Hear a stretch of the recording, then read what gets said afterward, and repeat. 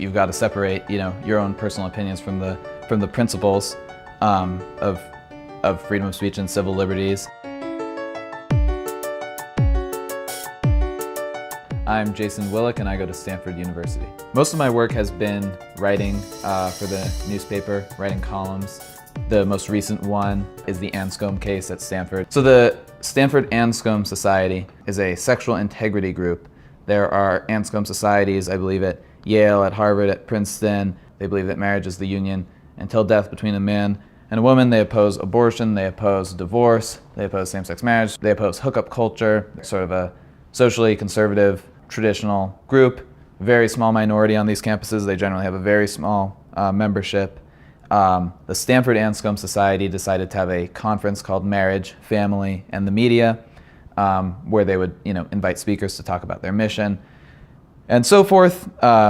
Everybody said that this is an anti-gay event, and we can shut it down because it's hate speech. There were people who went to the student government and they said, I would feel unsafe if this happened, meaning that they would be offended, and sort of this huge outcry, and I was just appalled by the misunderstanding of basic principles on the part of the student government officials who then voted to revoke funding from the group, and all the people who spoke at the meeting saying basically, well, there's a difference between free speech and hate speech. You can't have hate speech because we think that this is hate speech. We shouldn't have any event that would make any student feel unwelcome. I don't happen to agree with what this group is saying, but it's really a betrayal of all of our principles to coerce them and defund them for just having an unpopular opinion. At the Daily Cal, when I went to Berkeley before transferring to Stanford, one piece that I wrote was when the Black Student Union invited Louis Farrakhan, who's the president of the Nation of Islam, a very controversial figure with a history of making anti-Semitic comments, and they invited him to speak. The Jewish Student Union was outraged and started to meet with administrators to say, this event is unacceptable, and so forth. And I wrote, in defense of the Black Student Union, saying, he's not a good guy, but it would be a lot more dangerous to sort of force him off campus than anything he could possibly say on campus. He did come and he said terrible things. I'm personally Jewish, and I'm offended by his anti-Semitic comments, but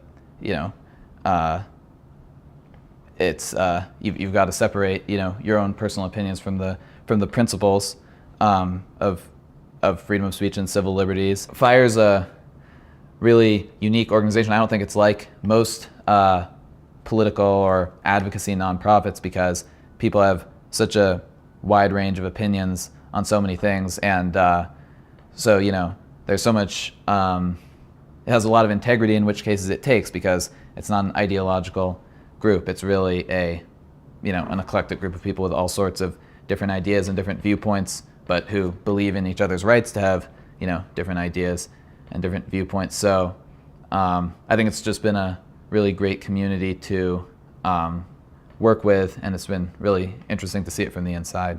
When I go back to Stanford, I'll keep doing what I've been doing to the extent that I'll be writing about these issues. I'll be keeping my eye out. I'm starting my own magazine, a political review magazine, and certainly there's going to be an emphasis on the types of things that FIRE cares about. I think the biggest difference is I'll just have a fuller knowledge of it after having had so much interaction with the staff and having read so many more cases.